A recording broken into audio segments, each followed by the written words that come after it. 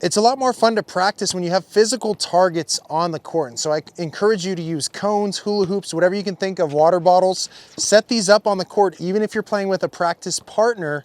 And I like to do a lot of games where if you hit your partner's cone or target, you score a point. It gives you instant feedback as to how well you're hitting your shots, how close you're getting into that cone every time. And when you're just starting out, I encourage you to have really big targets. So if I'm new to spec tennis, I might put 6 cones right here, just so I have that success and that good feeling of hitting those cones often. As I get better, I can start reducing the target area. So I'm gonna hit a few and see if I can hit this 1 cone, and then I'll move this cone around the court to different spots, practicing different shots each time.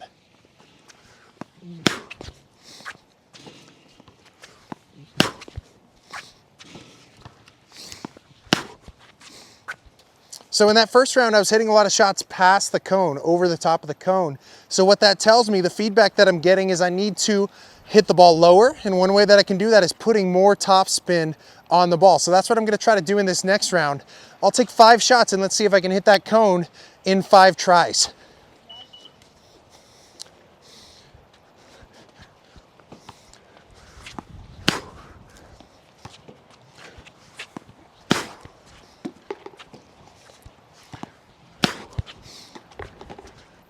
So I hit the cone actually on the second try, which was pretty lucky. But after hitting a few shots too long, I thought about what can I do to hit it closer to the target. And my first thought was add more topspin because that'll make the ball fall quicker. So it worked out in that scenario. Here's another example. Let's say I want to practice my put away volley. I set up my cone target and then I go for it.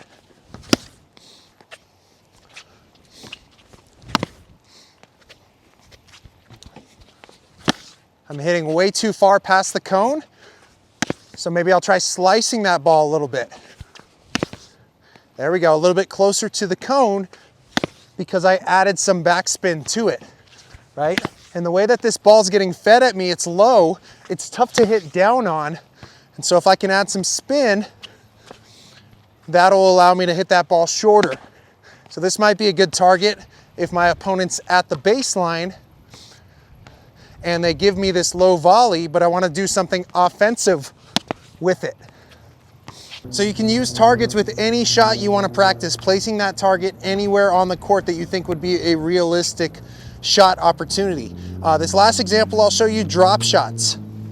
So I set up my target very close to the net, and I'm trying to cut that ball, see if I can make it land near that cone. A drop shot's a good idea when your opponent's back at the baseline. I'm facing some wind coming at me right now, so I've hit a few in the net, and so I might need to lower the flight path of the ball or else hit it just a little bit harder to account for the amount of wind coming at me. So again, I hit in the net. I need to make an adjustment. So I hit that one a little bit lower by closing the face of my paddle. Still hitting it a little too far, so I need to soften up maybe a little bit more. Let's see if I can get it here in the next 3 tries. Top of the net. And I didn't get it in the 3 tries, but at least I'm getting a lot of feedback. I'm holding myself accountable because I know if my shot is pretty good or if it's bad based on where it's landing. So I'm getting that ball to land within a foot of the cone, it's pretty good. But if I'm hitting the ball, and it's way over here, then I know something's off.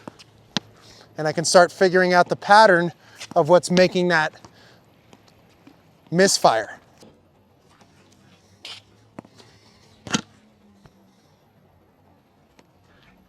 I think you'll find that it's super satisfying when you hit targets. It's not just a thing that kids enjoy, but adults enjoy it as well. It's just that feeling of accomplishment that you did what you set out to do. This video is sponsored by asap.com. Be sure to check them out next time you want food delivery. Use the promo code USOpen10 for $10 off your order.